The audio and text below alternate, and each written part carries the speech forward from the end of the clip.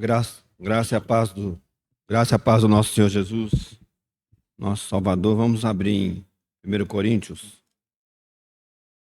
ler primeiro o versículo que temos meditado. É o versículo 2 do capítulo 1. Vamos ler os versículos 1 e 2.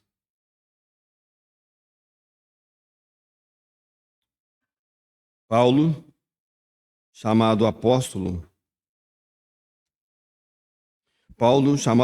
de Jesus Cristo pela vontade de Deus, e o irmão Sóstenes, a igreja de Deus que está em Corinto, aos santificados em Cristo Jesus, chamados santos, com todos os que em todo lugar invocam o nome de nosso Senhor Jesus Cristo, Senhor deles e nosso. E ele completa dizendo: graça e paz da parte de Deus, nosso Pai, e do Senhor Jesus Cristo. Então, o versículo que temos meditado nesses domingos é o versículo 2. Para aqueles que estão aqui pela primeira vez, nós estamos estudando a carta de Paulo aos Coríntios, a primeira carta de Paulo aos Coríntios. Iniciamos há alguns domingos. Os últimos 3 domingos, nós estivemos focando nesse versículo 2 do capítulo 1. Então, primeiro Gabriel iniciou falando sobre esse mesmo assunto, e eu estou dando prosseguimento também a algo que estava no meu coração com relação a esse assunto. E eu acho que é um assunto muito importante, a questão de sermos santos, da santificação, é esse o assunto. Então, Paulo aqui vai falar aos santificados em Cristo Jesus, depois chamados santos ou chamados para serem santos. Já demos uma explicação sobre isso, o Gabriel já falou sobre isso também. Nós vamos prosseguir. No domingo passado, eu dividi essa meditação em 3 partes. No domingo passado, eu entrei na segunda parte, e na minha divisão, para o meu entendimento, alguma coisa que ficou no meu coração, eu peguei essas duas questões, santificados e chamados para serem santos ou chamados santos, e eu peguei aquelas ilustrações ali do Velho Testamento, a primeira com relação aos santificados. Eu não vou ficar repetindo, está gravado, quem desejar entrar lá no nosso site e ver, no YouTube, no canal lá do YouTube, e ver. Na semana passada, primeiro relacionei essa questão de sermos santificados ou separados com a passagem do povo ali pelo Mar Vermelho, quando o Senhor ele os tira do Egito. E a segunda, o segundo passo, ou o próximo passo para sermos santos, os chamados santos, esse processo que continua de santificação, eu gostaria de meditar com os irmãos naquela outra passagem por meio das águas, ali no Jordão, através de Josué, com Josué, que o povo entra definitivamente ali na terra prometida. A palavra de Deus, tanto no Velho Testamento como no Novo Testamento, ela diz para nós de uma maneira imperativa, tanto lá com o povo quanto agora conosco, que somos o povo de Deus, aqueles que fomos salvos pelo Cordeiro de Deus. A palavra de Deus diz para nós que nós devemos ser santos, e ele fala para nós sermos santos assim como Deus é santo. E a palavra de Deus também diz que sem a santificação, sem sermos santos, não veremos a Deus. Eu não sei como é que os irmãos veem, essa ordem, esse imperativo de Deus quando diz para nós que nós devemos ser santos. Porque Deus é um Deus santo, então o seu povo tem que ser um povo santo. Não sei se nós entendemos perfeitamente o que a palavra de Deus quer dizer para nós, ou quando Deus diz isso para nós, o que ele realmente quer dizer. Já falamos isso em outros momentos, e eu acho que é um ponto central, ele é importante que deveria ser a nossa meditação, é que nós não fomos comprados por Deus para permanecermos parecidos com as pessoas desse mundo, para continuarmos com os mesmos hábitos, com as mesmas coisas que as pessoas deste mundo fazem, nós então também fazemos, né? A diferença é que nós não vamos para o inferno, né? Talvez isso para alguns de nós, né, soe adequado, né? Deus teve misericórdia de mim, Deus teve dó de mim, Deus sabia que eu estava indo para o inferno, preparou uma salvação para eu não ir para o inferno, porque Deus é um Deus bondoso, porque Deus é um Deus misericordioso.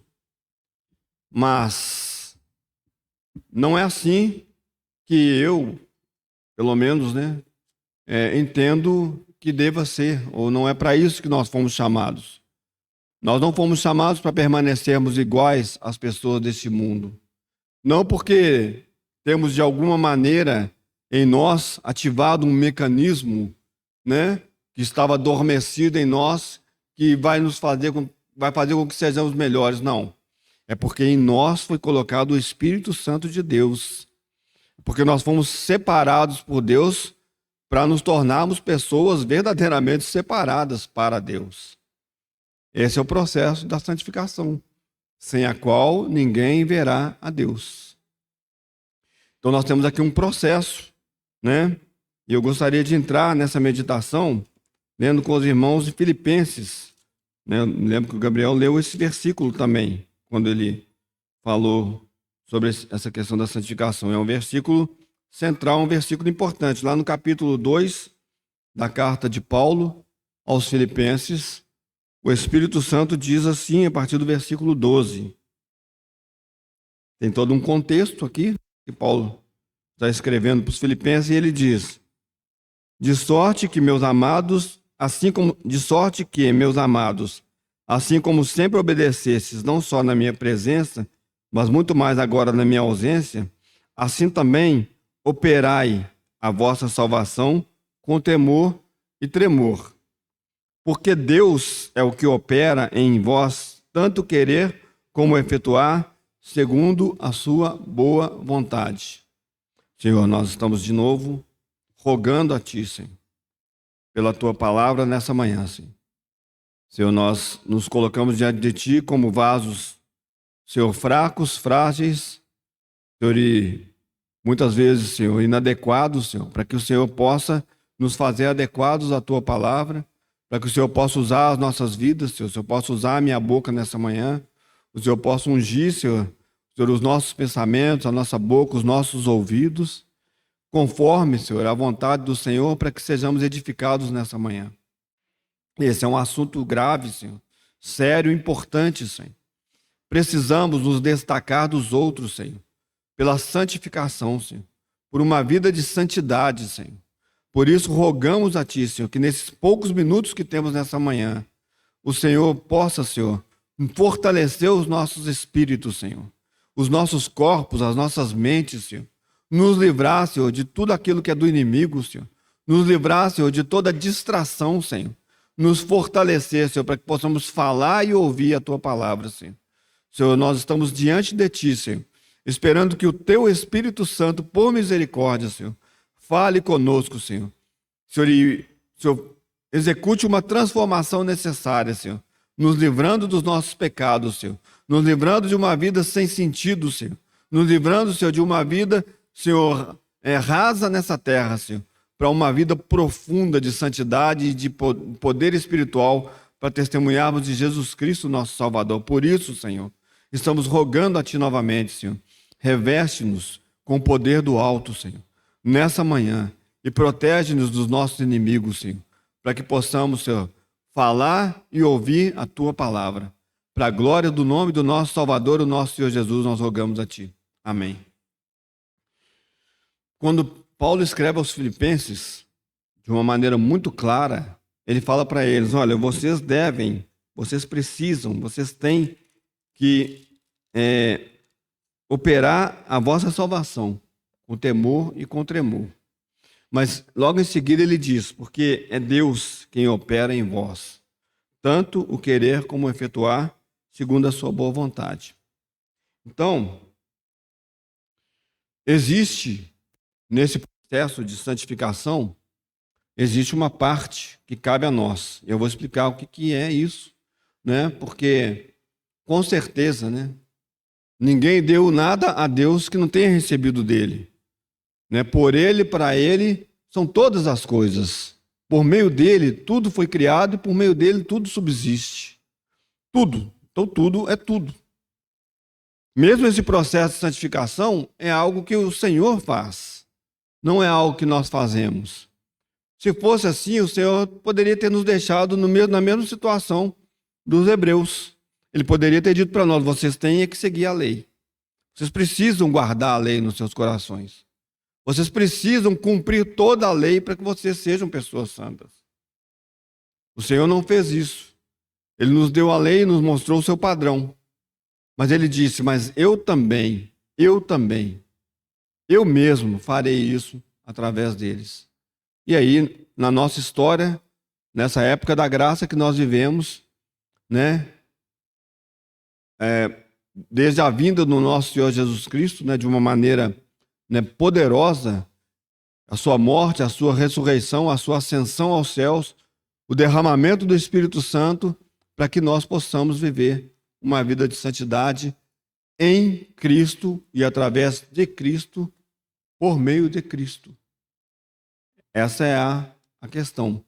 Só que, a partir do momento em que Deus ele abre os nossos olhos, né, há uma coisa que ele deseja que nós façamos, que também é a sua graça, mas que é alguma coisa que ele coloca em nós, que vai fazer toda a diferença para nós, para que nós possamos caminhar nessa vida de santificação, que é a obediência. É a obediência, o crer e obedecer em Deus. Nós precisamos crer. Nós precisamos crer que o Espírito Santo veio. Nós precisamos crer que o Senhor Jesus, ao ser entronizado e glorificado nos céus, ele enviou o seu Espírito Santo. Nós precisamos crer que o Espírito Santo está em nós para nos fazer parecidos com Cristo, e esse é o processo de santificação. Então aí nós voltamos para essa história, né? Aí os irmãos devem ter lido ali, né, todo aquele desenrolar da história, né, tanto na primeira passagem ali, no Mar Vermelho, quanto no Jordão. As coisas que aconteceram, elas nos indicam muitas coisas relacionadas com essa nova vida. Hebreus, no capítulos 3 e capítulo 4, vai fazer menção, né, àquele primeiro momento ali, né, e qual foi a falha do povo, qual foi o problema do povo, para eles não terem entrado nessa vida de plenitude, ou nessa terra que mana leite e mel. E lá vai dizer claramente: eles não misturaram a fé, eles não creram no que Deus havia falado, eles não misturaram a sua fé à palavra de Deus. Eles ouviram, eles viram, eles participaram, mas eles não creram. E aí, aquela grande multidão, muitas pessoas foram perecendo no deserto, não entraram em Canaã, não entraram na terra e foram perecendo pelo deserto. Até que em um determinado momento, 40 anos depois, Deus diz para eles: agora vocês vão entrar. Mas vão entrar aqueles homens que eles ainda não tinham 20 anos, eram de 20 anos para baixo, quando, naquela decisão horrível, né, eles falaram: não, nós não vamos entrar na terra porque nós vamos ser devorados pelos gigantes. Aqueles que não creram pereceram, e vão entrar agora vai entrar outra geração de pessoas que participaram, andaram ali pelo deserto, muitos deles ainda crianças, né? E Josué e Caleb, que estavam no meio do povo, que poderiam ter entrado, e por causa da desobediência, da falta de crer, eles também, não deles, dos outros, né? Eles também tiveram que participar desse caminhar no deserto por 40 anos. Então nós chegamos numa outra situação em que Deus vai fazer de novo um milagre. Ele vai abrir as águas. Percebam que aqui nessa situação, não há mais um inimigo atrás de Israel. Na primeira, nós tínhamos os egípcios, que estavam ali, né, atrás do povo, que estava encurralado ali, entre aspas, né, por uma determinação de Deus para mostrar o seu poder. Nós tínhamos os egípcios. Agora nós temos uma situação nova em que não há alguém perseguindo os hebreus. Não há ninguém atrás deles, não há nenhum inimigo atrás deles. Há inimigos à frente deles. há vários inimigos à frente. Na terra que eles vão entrar, tem muitos inimigos. Mas, exatamente como Deus falou da primeira vez, Deus fala de novo para eles. Eu vou dar. Essa terra é eu que estou dando para vocês. E se eu estou dando, eu vou fazer com que todas as coisas aconteçam para que vocês tenham essa terra. O que vocês precisam fazer é crer em mim. O que vocês precisam fazer é andar de acordo com o que eu tenho dito a vocês. E aí, a gente então, eu mencionei isso para os irmãos na semana passada, todos esses homens de 20 anos para cima que eles morreram, eles também podem ser, de uma certa forma, um tipo do nosso velho homem que não consegue, ele não consegue entrar na plenitude de Cristo. Irmãos, tudo que nós fazemos, as melhores coisas que nós fazemos, as piores nós sabemos, né? As melhores coisas que nós fazemos baseados numa vida não regenerada, numa vida do velho homem, numa vida... Tudo isso é religiosidade vazia. Isso não tem valor para Deus. E isso não continua.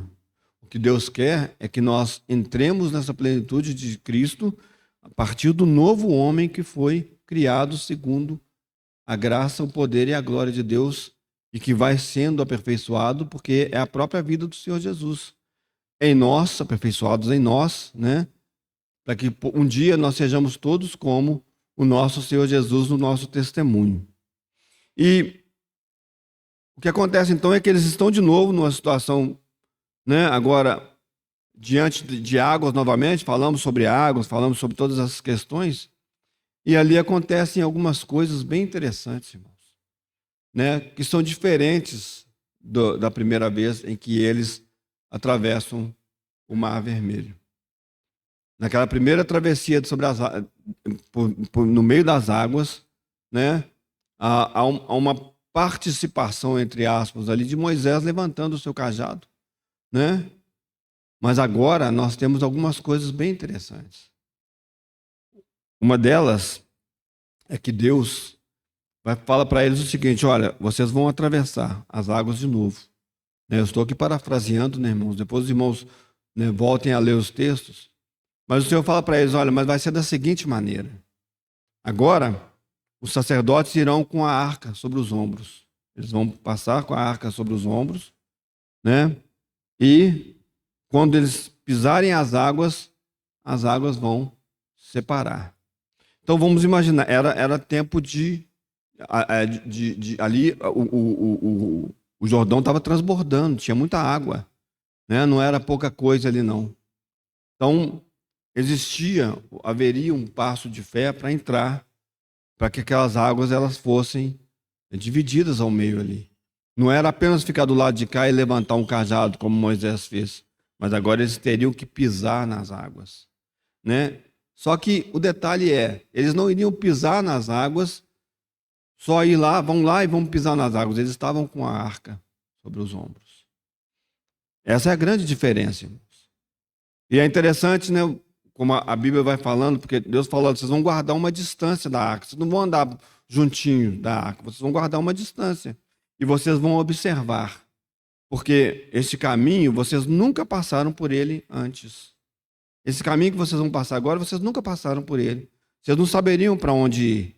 Então vocês vão acompanhar, porque ali, aquelas pessoas com a arca nos ombros, elas vão indicar para vocês o caminho.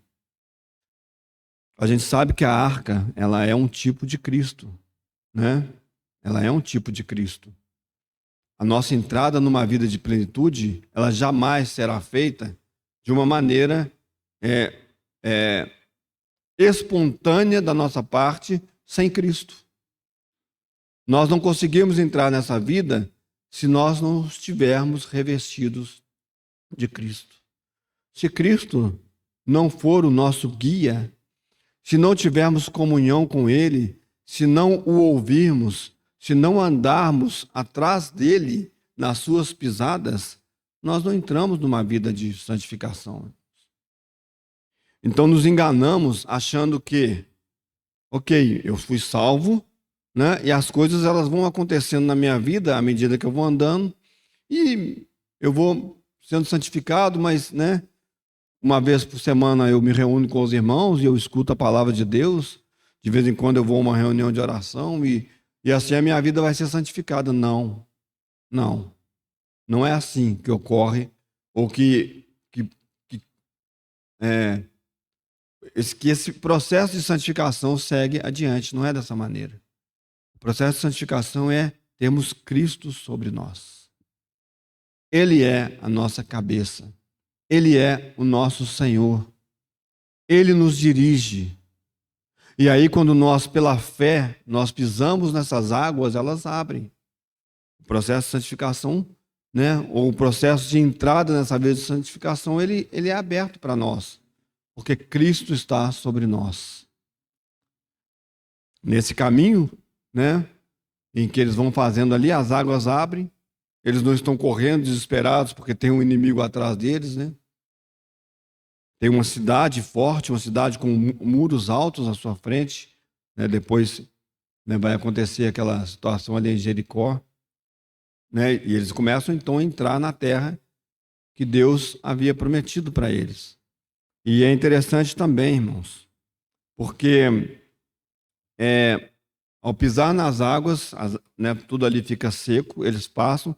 Deus fala, agora vocês vão fazer.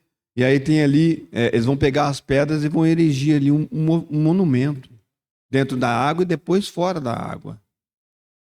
A gente sabe que os altares na Bíblia, esses monumentos que são criados, eles indicam alguma coisa relacionada com a nossa vida de nós nos darmos a Deus, de nós sermos pessoas que estão fazendo como lá em Romanos vai falar, né? Nós devemos nos colocar, né, ali desculpe, eu esqueci a palavra. Romanos capítulo 12, pouquinho nós estudamos e falamos um montão de vezes. Oi? Não, tá. Obrigado. E aí Deus manda fazer 2 altares ali. Então é como lá em Hebreus, nós devemos nos colocar no altar.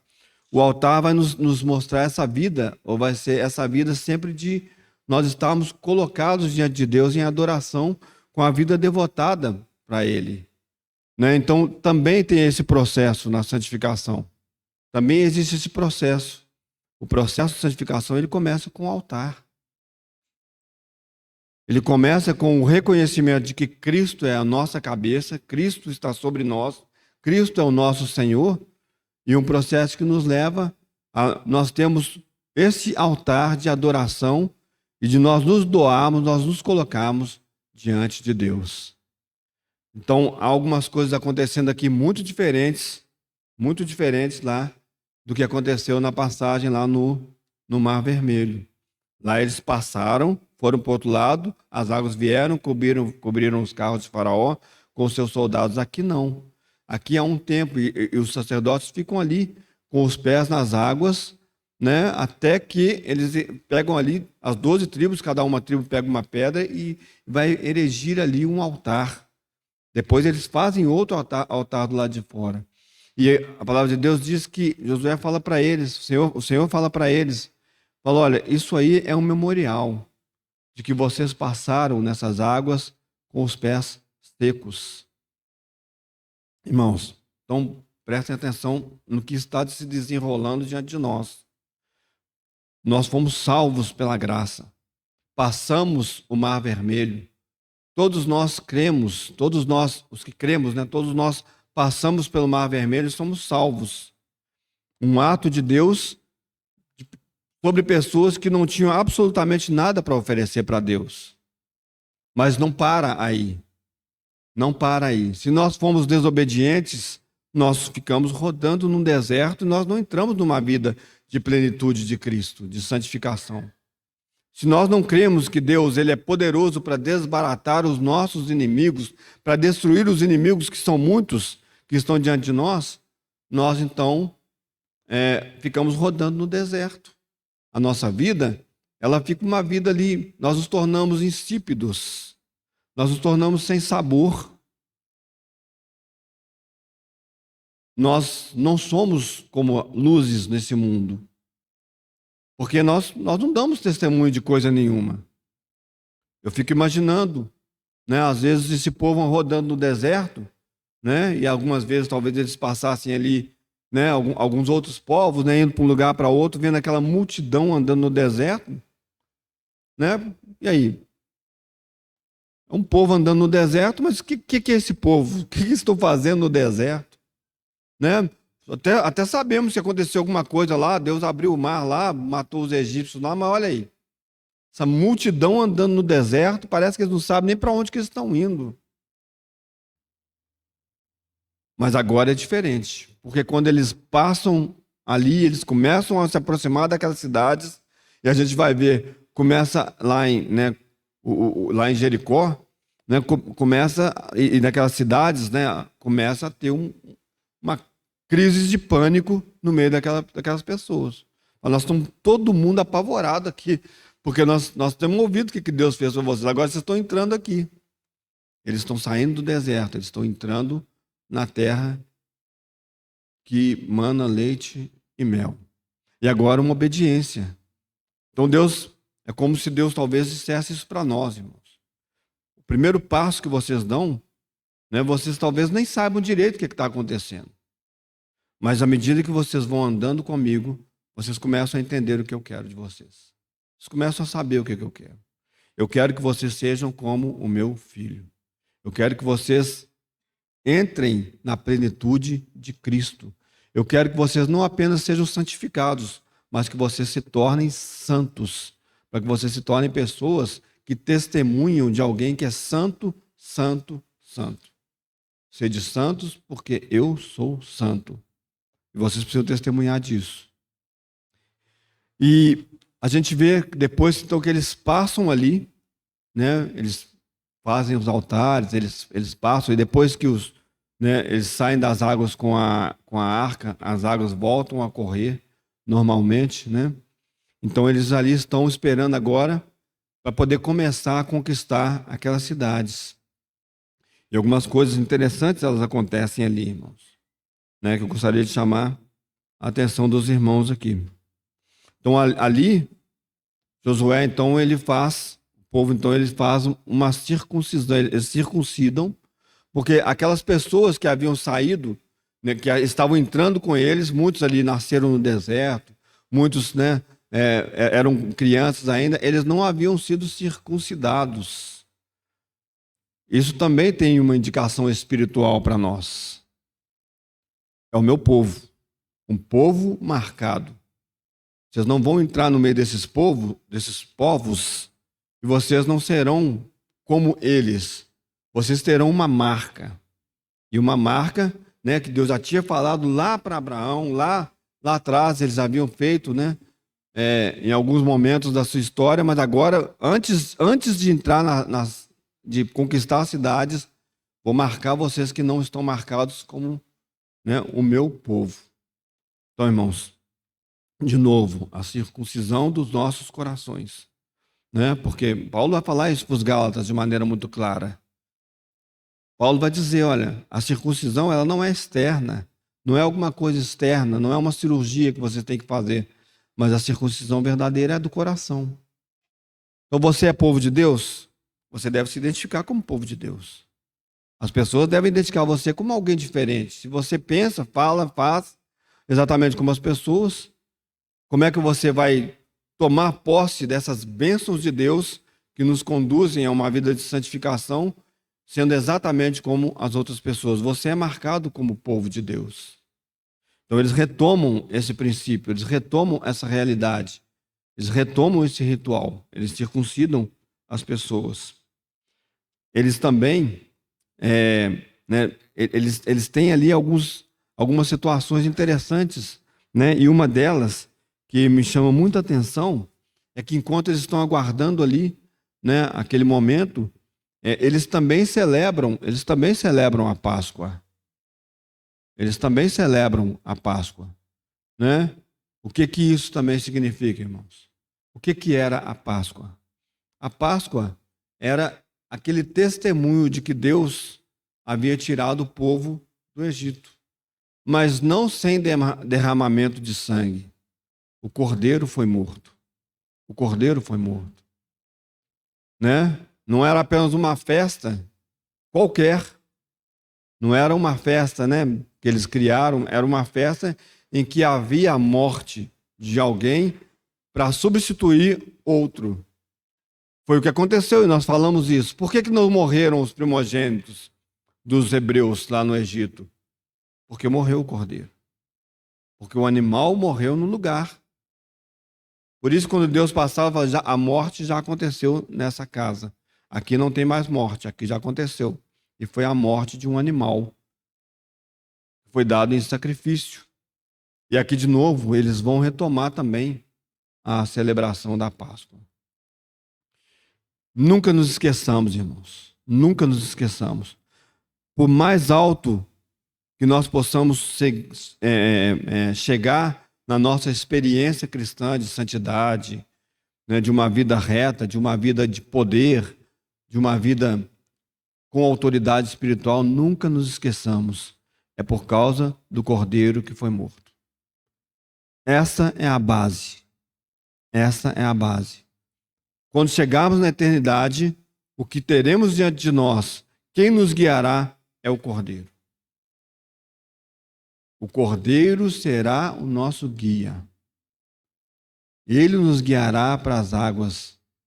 Ele nos guiará, irmãos, por toda a eternidade. O Cordeiro de Deus estará diante de nós. Interessante, porque lá em Apocalipse fala exatamente isso. Então ninguém é digno de abrir o livro. E João diz: eu chorava muito. Mas aí um ancião de dias, ele se aproximou e disse: contemple o Cordeiro. Contemple o Cordeiro. O Cordeiro de Deus é a razão. O Cordeiro de Deus é a base para tudo na nossa vida, em termos de santificação e em termos de qualquer coisa que queiramos fazer para Deus.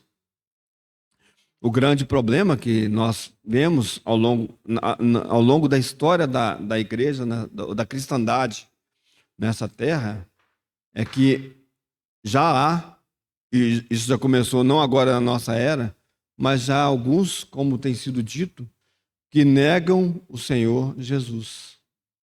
Eles falam: não, nós não precisamos, nos seus corações, nós não precisamos de Jesus. A igreja tem potencial, a igreja tem poder, a igreja tem riqueza, a igreja tem condições de se sustentar sem Jesus. Não precisamos falar do Cordeiro. Não fale que você precisa, não fale para as pessoas que elas precisam de uma mudança de vida, que elas precisam crer em Jesus porque são pecadoras. Não fale esse tipo de coisa para as pessoas. Não, pelo contrário, fala para as pessoas: olha, você tem o direito de ser uma pessoa muito bem-sucedida nessa terra, porque Deus, o nosso Pai, é um Deus rico, todas as coisas estão nas mãos dele, e ele, então, quer te salvar para que você tenha todas as coisas, para te dar todas as coisas. Fala isso. Vai soar muito melhor no ouvido das pessoas. Mas deixe de lado essa história de sacrifício, de cruz. Isso não agrada, não. Nós dizemos, e vamos continuar dizendo enquanto o Senhor nos der essa graça, porque tudo é pela graça de Deus. Não há qualquer sentido na vida cristã se não for pelo Cordeiro de Deus, se não for pela cruz de Cristo, se não for por Jesus Cristo, nosso Senhor. Vamos parar de reunir, vamos parar com todas as coisas, não tem mais nada que nos interessa. As outras coisas que nos podem ser oferecidas, o mundo oferece. O mundo nos oferece. E vão todas elas perecer quando o Senhor queimar todas essas coisas aqui. Para nós, o que faz sentido, o que nos interessa é o Cordeiro de Deus. E aí eles celebram a Páscoa para lembrar de novo. Lembrem-se, vocês estão aqui agora nas portas da entrada, nas entradas dessa terra, né, de plenitude que mana leite e mel, porque o Cordeiro morreu no lugar de vocês. Senão, nós não estaríamos aqui. Se acontecesse a nós tudo o que aconteceu aos egípcios, qual o sinal? Por que Faraó nos deixaria ir? Nós não sairíamos de lá.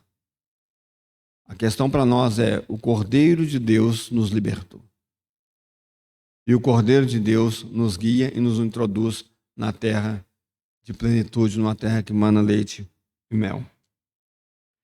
Ali também, naquele processo, um pouquinho antes da entrada deles naquela primeira cidade, também tem um outro fato curioso, interessante que acontece ali. Josué está ali, talvez, né, ali orando, ali esperando, e de repente ele vê um anjo, ele vê uma pessoa, ele vê um homem com uma espada desembainhada. E ele, Josué, não reconhece, fala, uai, o Senhor é do nosso exército ou do exército deles? Aí o Senhor Jesus, ali é uma aparição do Senhor Jesus no Velho Testamento, porque o que acontece é que Josué, ele se prostra e adora, e aquele homem, aquele ser, aquele anjo, aquele enviado de Deus, ele não diz para Josué para não adorá-lo. Todas as vezes em que há algum anjo, em que alguém vai adorar, ele diz, não me adora não, eu sou conservo. Adora a Deus, aquele ali é Deus. Ele diz, eu não sou nem do seu exército, nem do exército do adversário, eu vim da parte de Deus. Mas esse Senhor, o nosso Senhor ali, também mostra e deixa claro para nós, irmãos, de novo, todas essas coisas estão juntas. Entrar numa terra de plenitude é alguma coisa que o Senhor faz para nós. Agora, essa aparição, esse contato de Josué, ele não aconteceria se eles fossem novamente desobedientes. Ele não aconteceria se eles falassem, não, nós não vamos, nós não estamos, não vamos entrar nesse lugar, não. A gente já sabe dos relatos lá há 40 anos atrás, 38 anos atrás, quando os espias entraram ali e falaram, não, lá é uma terra muito boa mesmo, mas tem gigantes. Se eles persistissem numa ideia em que os levasse à desobediência, eles não teriam esse momento. Josué não estaria ali com eles, tendo esse momento para eles entrarem. Irmãos, o Senhor está pronto, o Senhor é poderoso, o Senhor deseja nos introduzir numa terra que mana leite e mel. Ele deseja nos introduzir numa terra de plenitude. A minha vida rasa, ou as nossas vidas rasas, são culpa nossa. Nós não estamos sendo obedientes, nós não estamos crendo. Nós precisamos ver o Senhor com a espada desembainhada falando, eu já venci todos os inimigos. Eu estou dando isso para vocês. Fomos abençoados com toda a sorte de bênção nos lugares celestiais em Cristo Jesus. Nós cremos nisso? Nós sabemos disso. Nós cremos nisso. O que isso significa, irmãos? O que isso significa? Que eu devo, então, exigir que Deus me dê uma casa nova? Ou um carro novo? Ou saúde? Ou um casamento? Ou filhos? Porque todas as bênçãos foram dadas em Cristo Jesus. A palavra de Deus não está falando dessas coisas. A palavra de Deus está falando que que em Cristo nós fomos agraciados com uma plenitude de vida que nós precisamos desfrutar. Nós precisamos desfrutar. Seja na saúde ou na doença. Seja na morte do meu ente querido, seja na vida, seja num bom emprego ou num mau emprego ou sem emprego, seja como for, essas são as bênçãos espirituais que nós recebemos em Cristo Jesus, para desfrutar uma vida de santidade, de plenitude em Deus. É através de Jesus Cristo, através do Espírito Santo que habita em nós.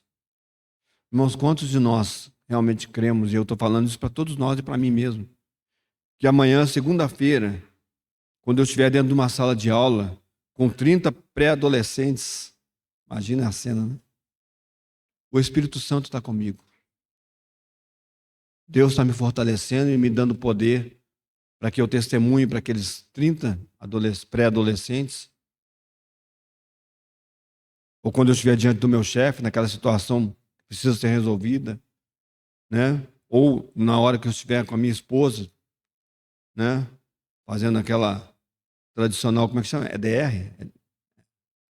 Espírito Santo, nessa hora aí, para o Espírito Santo, fica de fora aí, que agora é eu e o meu marido, é eu e a minha esposa, nós vamos, né, resolver isso aqui. Irmãos, todas essas situações, em todas elas nós devemos desfrutar da santificação, de uma vida de plenitude, porque isso é santificação, irmãos. É uma vida cheia de Cristo, plena de Cristo. E eles então têm diante deles aquele guerreiro que fala: olha, eu vim da parte de Deus.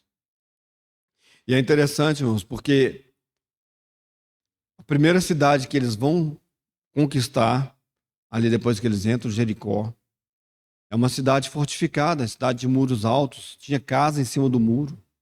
Então não era murinho, né? Pré-fabricado, não, irmãos. Era um muro alto. E isso também fala conosco, porque a forma como isso acontece também, irmãos, ela me parece. Tentar usar essa palavra, me perdoem a palavra, mas parece uma coisa meio louca, assim. Deus falou: olha, vocês vão rodear a cidade. Uai, mas a gente provavelmente nós estávamos esperando que o Senhor fosse falar assim: entra lá, derruba os portões, entra e mata todo mundo, né? Não, vocês vão rodear a cidade. Vocês vão rodear a cidade 7 dias. No 7º dia, vocês vão rodear a cidade 7 vezes. E depois vocês vão gritar. E eu fico imaginando, né, ali de cima do muro, né? Literalmente, né? As pessoas olhando, o povo rodeando.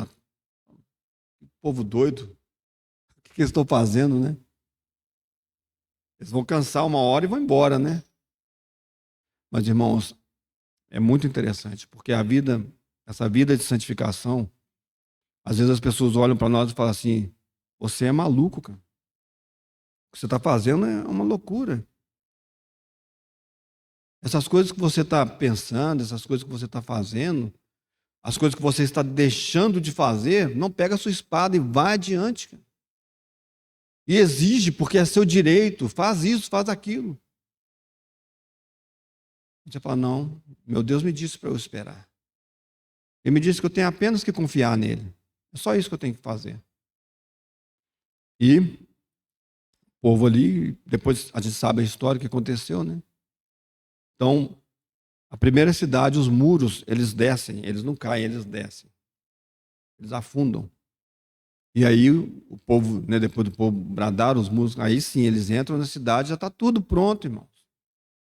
Já está tudo pronto. Porque imagina na cena de quem está por lá de dentro, de repente os muros começam a descer.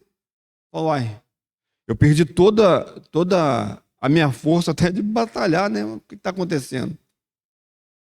E nessa história a gente sabe que Raabe, ela é salva, né? A gente conhece a história de Raabe, a prostituta, né?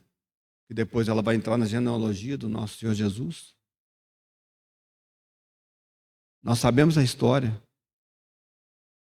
Irmãos, de novo, né? É preciso a gente pensar nessas coisas. O que também isso indica para nós? Tudo é graça, irmãos. Tudo é graça. Raabe também creu. Ela também creu. Por uma misericórdia de Deus. E ela também foi salva pela graça de Deus, através daquele povo. Falou: nós não vamos, então. Você fica na sua casa. Fala com os seus para ficar na sua casa. Ela e toda a sua família são salvas daquela matança, daquela situação que acontece ali em Jericó. De novo, nós precisamos guardar esses princípios importantes, irmãos. É o Cordeiro. É o Cordeiro que foi morto. É graça, graça, graça. Sempre será a graça. A graça, ela é uma pessoa. Ela é a dádiva de Deus para nós. Ela é Jesus Cristo. E ela recebe, né, essa salvação por meio também de uma graça de Deus para com a vida dela. Quando eles entram, então, começam ali então a conquistar as cidades. Outra coisa que acontece, que também eu acho que precisa chamar a nossa atenção para esse processo de santificação, é que quando eles entram na terra, eles celebram a Páscoa, o maná deixa de ser enviado. Eu fico também pensando nisso, irmãos. 40 anos. 40 anos de uma bondade de Deus todo dia, uma graça de Deus, uma misericórdia de Deus infalível todos os dias, né? Naqueles 6 dias, no 6º dia em dobro, né? Eles tinham que pegar ali em dobro, eles não teriam que sair no 7º dia para colher, mas todos os dias, irmãos, todos os dias o maná, todos os dias. Era alguma coisa vindo do céu, mas agora eles entraram no lugar que não precisa mais do maná. Eles não têm mais necessidade do maná. Porque aquela terra é uma terra que mana leite e mel, o melhor o melhor da natureza, o melhor dos animais você tem ali naquela terra. Você não precisa mais do maná. Irmãos, no processo nosso do deserto, né, e aí eu vou falar de uma maneira, é um tipo, né? Às vezes nós precisamos tanto de algumas coisas externas, né, algumas coisas que vêm de fora, algumas coisas. Mas, irmãos, quando entramos na plenitude de Cristo, né? E não deveria ser assim, deveria ser desde o início. Nós já entramos nessa plenitude de Cristo. Quando nós entramos na plenitude de Cristo, nós temos o alimento, nós temos aquele que o pão que desceu o verdadeiro pão que desceu do céu, agora dentro de nós. E nós não temos mais fome de coisa nenhuma, irmãos. Não preciso de nada externo para me alimentar espiritualmente. Eu não preciso de nada para me satisfazer do lado de fora, irmãos. Não tem nenhuma situação que tire a minha alegria, né? Não a alegria humana, a minha satisfação e o meu gozo, porque eu estou em Cristo. Eu estou na terra que mana leite e mel. Eu estou nele. Ele é o suprimento de Deus.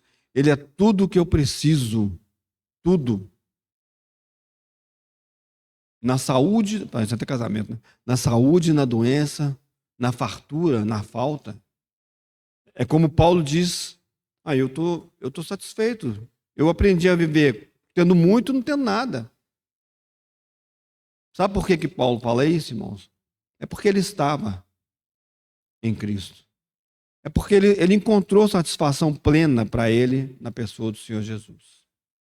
Irmãos, a nossa vida às vezes é tão rasa, a nossa vida às vezes é tão cheia de necessidades que nos levam para caminhos tão loucos, tão estranhos, porque nós ainda não cremos, nós ainda não nos apossamos, nós ainda não entramos numa plenitude de Cristo que nós deveríamos entrar. E esse também é um processo que ele vai crescendo, ele vai crescendo.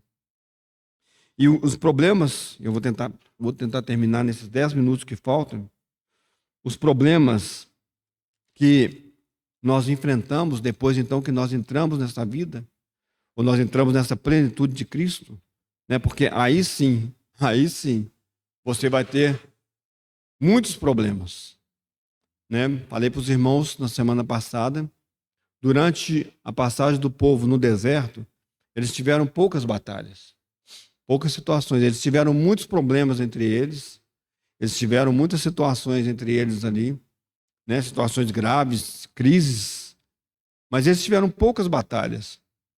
Eu fui ler Josué esses dias, né? Lendo ali Josué, é interessante porque assim, são muitos povos, é muita terra para conquistar. Josué morre, eles ainda não conquistaram tudo.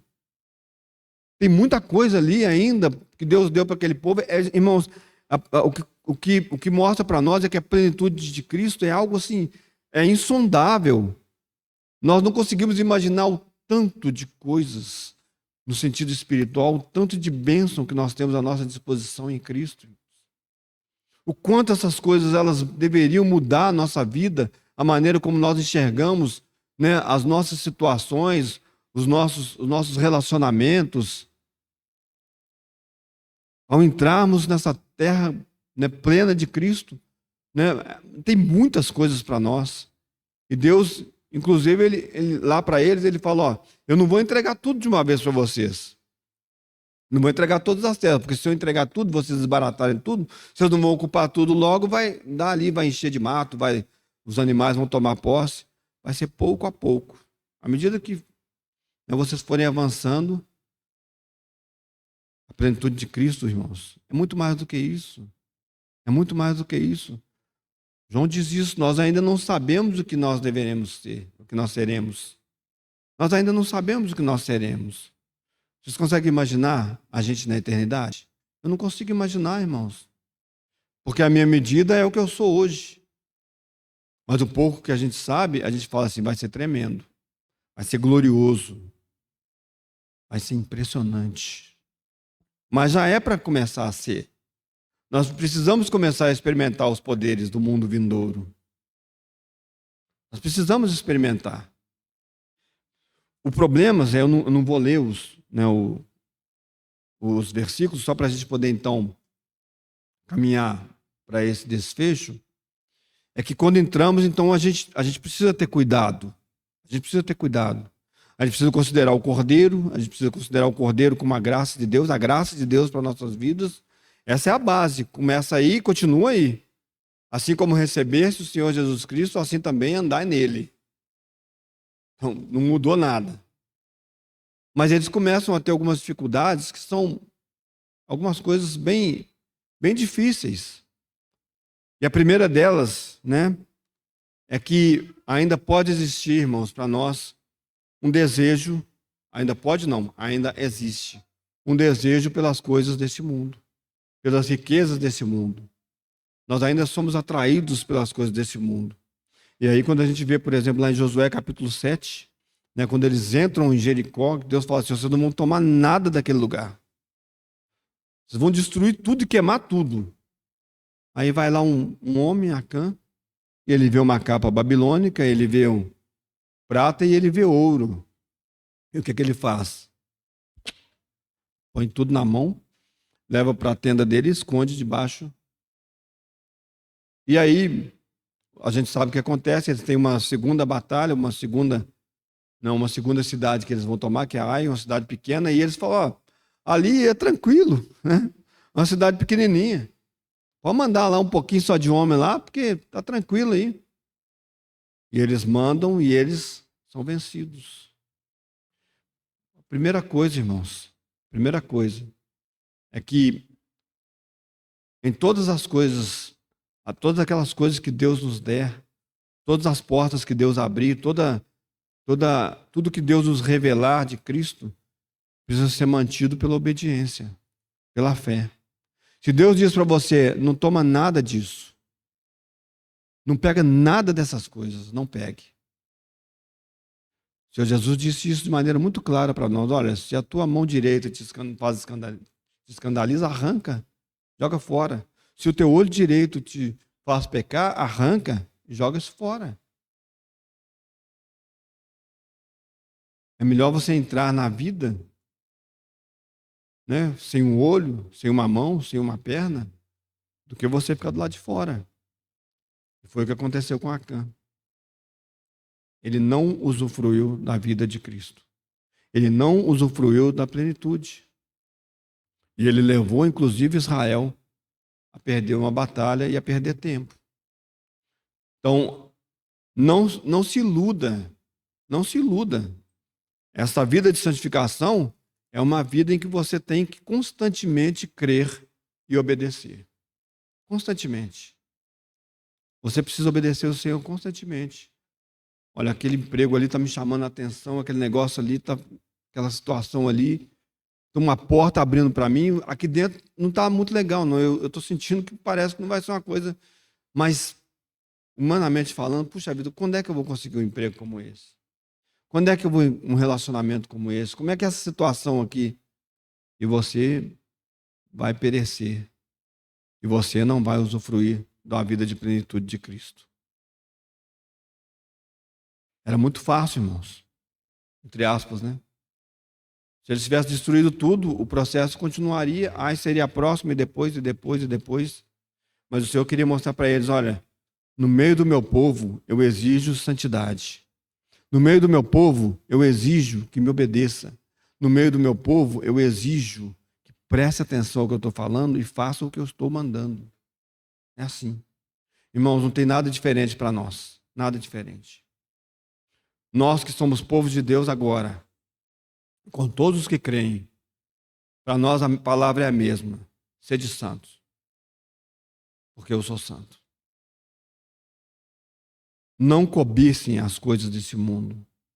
Não entregue seu coração à luxúria. Não entregue seu coração aos desejos por uma vida arregalada, uma vida cheia. Isso pode te levar a uma ruína. Seja santo. Observe, porque depois, quando Deus entregar para eles, fala, agora vocês podem pegar os despojos. Era só esperar um pouquinho, irmãos. Era só esperar um pouquinho. Deus não quer o nosso mal, não, irmãos. Deus não quer que você sofra nessa terra, no sentido de, eu quero que você sofra para você se santificar. Não é isso. Isso não é a santificação. É porque Deus fala assim, olha, se eu te der isso que você quer, se eu abrir essa porta para você, você vai se destruir. Então eu não vou abrir. Mas a gente às vezes quer forçar a porta. E aí precisamos passar às vezes por situações que Deus fala, tá vendo? Eu sou melhor do que todas essas coisas para você, eu basto para você. A sua experiência pode ser uma experiência muito melhor se você crer e me obedecer, só isso.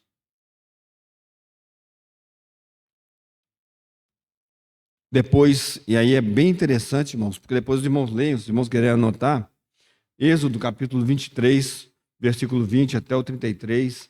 Depois aqui em Josué mesmo, alguns versículos, 9, do 1 ao 26. Depois eu passo para os irmãos quiserem. Do 23, do 11 até o 13, do capítulo 13 de Josué. Deus fala para eles assim, já falava antes e continua falando, olha, deixa eu falar uma coisa para vocês. Sabe esses povos que vocês estão entrando no meio deles? Vocês vão destruir eles completamente. Completamente. Sabe por quê? Porque se vocês não destruírem esses povos, o que vai acontecer? É que esses povos, os pecados deles, os deuses deles, vão ser laço para vocês, vão ser armadilhas. Então, extermina, destrói tudo. Aí a gente vê Josué, né? E aqueles homens, né? Os seus assessores, né? As pessoas, na primeira oportunidade que tem, eles não consultam o Senhor e eles são enganados, né? Porque vem um povo lá que está pertinho deles e fala, não, nós viemos de longe, fazem todo um teatro, né? Os irmãos lembram da história? Colocam um pão bolorento lá na carga deles e eles chegam lá e falam, não, nós viemos de longe e nós ouvimos o que Deus fez para vocês, então a gente queria aí fazer um contrato com vocês aí, para vocês não destruir a gente não, que a gente sabe que vai ser todo mundo destruído. E a Bíblia fala, irmãos, que Josué e nem o povo consultaram a Deus sobre essa decisão. E quando eles abriram os olhos, quando eles descobriram, era tarde demais. Depois, há outras situações, irmãos, leiam lá Josué, capítulo 23, Josué capítulo 13, em que o povo, eles não destroem, os hebreus não destroem alguns povos que estão ali. Esses primeiros, eles fazem deles até carregadores de lenha, né? Eles são escravos, né? Os outros, a Bíblia, a palavra de Deus fala que o Israel não colocou nenhum peso sobre eles. Eles permaneceram vivendo lá no meio do povo. E o que acontece depois, irmãos? Israel começa a praticar abominações por causa desses povos. Por causa desses povos. Israel começa a se misturar com esses povos, começa a se casar com as mulheres desses povos, começa a ter filhos, começam a adorar os deuses desses povos, exatamente como Deus disse para eles. Irmãos, o que isso diz para nós? Nesse caminho de santificação, destruam todas as coisas que levam vocês a caírem diante de Deus. Que fazem com que vocês pequem contra Deus. Vou repetir, o Senhor Jesus dizendo, arranca o seu olho direito, arranca a sua mão. Fica manco. Mas faz isso, porque se você não fizer, aquela situação que você guarda no seu coração e que você vai deixando ela crescer no seu coração, um dia ela vai se tornar um laço para você. E aí você vai ver. Você perde a plenitude de Cristo. Você agora não tem mais sabor, você não é mais luz, porque você é exatamente como as outras pessoas. Ah, mas é só uma situação assim, é só um imposto que eu não vou pagar, é só uma situação, é só uma conversa com aquele colega, com aquela colega de trabalho, é só uma situação, não tem nada a ver, está tudo tranquilo. Deixa para você ver onde que você vai chegar. O diabo, vosso adversário, anda em derredor, buscando a quem ele possa tragar. Resistir-lhe firmes na fé. Resistir-lhe firmes. Irmãos e irmãs, vivemos num campo de batalha constante. As nossas vidas, nesse período da nossa vida, não existe tranquilidade. Não está nada tranquilo, não, irmãos. No sentido de lutas, no sentido de provocações do inimigo, de setas malignas, tem nada tranquilo. Nós vivemos no campo de batalha. Por isso que Efésios diz para nós, olha, vocês têm que se vestir da armadura de Deus. A armadura do Espírito. Cuidado. Sua cabeça tem que ter o capacete da salvação. Você tem que ter o escudo da fé. Vocês têm que estar vestidos de uma armadura. Nós estamos em batalha, irmãos. E aí eu passo para o último ponto, que é exatamente essa questão das batalhas. Então, falei isso aqui algumas vezes, né? O povo de Israel, ele parecia que, quando você vai lendo os relatos lá de Josué, parece que não tem descanso, né? Parece que não tem descanso, assim, é uma batalha atrás da outra, é um lugar para poder conquistar atrás do outro.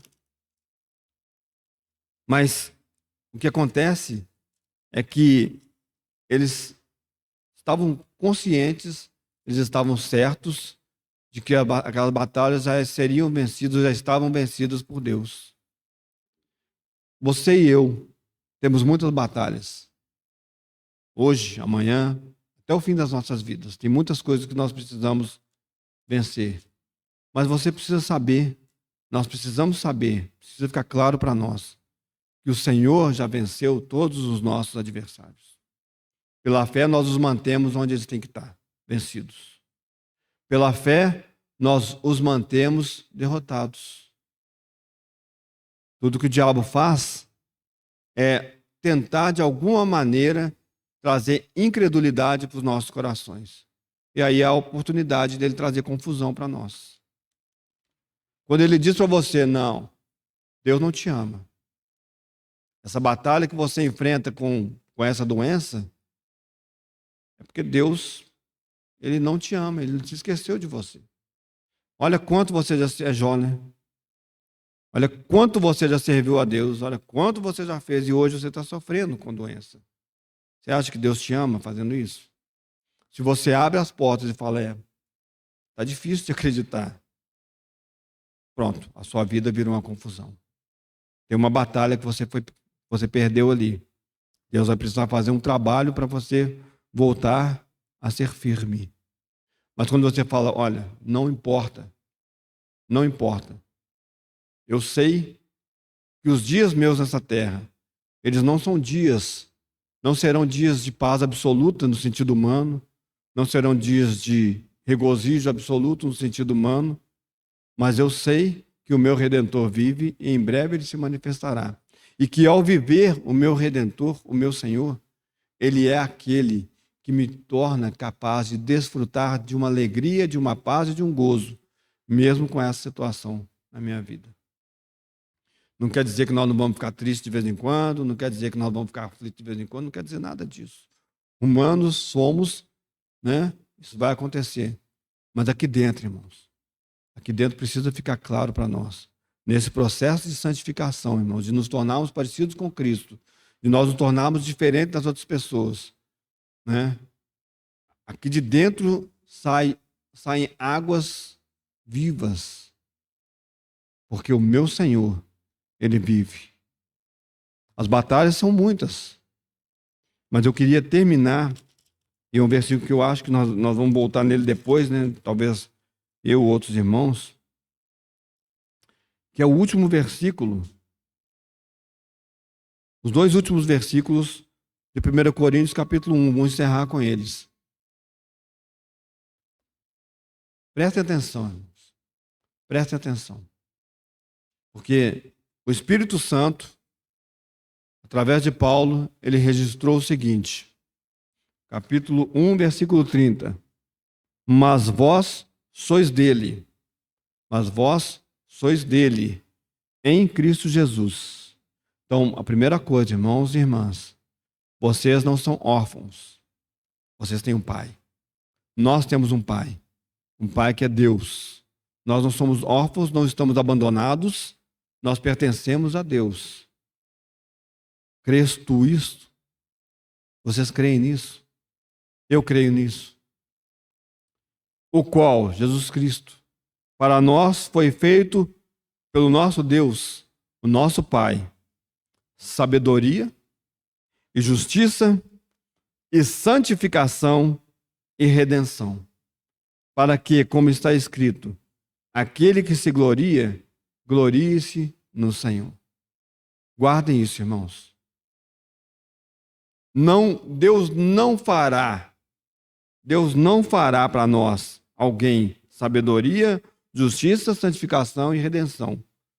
Deus fez para nós em Jesus Cristo.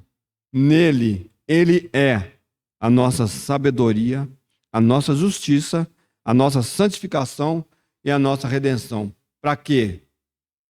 Para que, como está escrito, aquele que se gloria, glorie-se no Senhor. Então, mais claro do que isso, irmãos? Se você se gloria em alguma coisa, se há alguma coisa na sua vida que você fala, não, isso aqui é a glória da minha vida, isso aqui está no meu coração. É Jesus Cristo, o nosso Senhor, em que nós temos todas essas coisas já feitas por Deus. Que o Senhor abra os nossos olhos. Senhor, nós reconhecemos a nossa limitação, Senhor, porque certamente, Senhor, há tantas coisas mais além daquilo que foi falado, Senhor, mas nós também reconhecemos, Senhor, que o Senhor prometeu que estaria conosco todos os dias, Senhor. O Senhor prometeu que estaria nos ensinando, Senhor, pelo Teu Espírito Santo, Senhor, nos guiando para dentro de toda a verdade, Senhor. Te agradecemos, Senhor Jesus, porque o Senhor permitiu ser feito para nós a nossa santificação, Senhor. Senhor, e nós queremos colocar diante do Senhor os nossos corações nessa manhã, pedindo perdão, Senhor. Senhor, por tantas vezes, Senhor, nós ainda desejamos as coisas desse mundo, Senhor. Ainda fraquejarmos, Senhor, ainda não enxergarmos, Senhor, que o Senhor é o nosso grande general que vai diante de nós, desbaratando os nossos inimigos, Senhor. Nós rogamos a Ti, ó nosso Salvador, que o Senhor seja glorificado nas nossas vidas, Senhor, com uma vida de santidade, Senhor. Senhor, não apenas aquela santidade, Senhor, que o Senhor nos deu, Senhor, nos separando desse mundo, Senhor, mas uma santidade prática, Senhor, vivendo nesse mundo, Senhor, como luzeiros desse mundo, Senhor. Senhor, nós rogamos a Ti e nós Te agradecemos mais uma vez, Senhor, porque, Senhor, como conseguiríamos essas coisas, Senhor? Como estaríamos diante do nosso Deus se o Senhor não tivesse feito todas essas coisas por nós? O que daríamos para Ti, Senhor? Não temos nada, Senhor. Mas agora nos gloriamos em Jesus Cristo. Nós o apresentamos diante do nosso Deus como nossa santificação, para que essas coisas aconteçam de modo prático nas nossas vidas. Glórias ao Teu nome eternamente, Senhor. Bendito é o Teu nome. Obrigado, Senhor Jesus. Amém.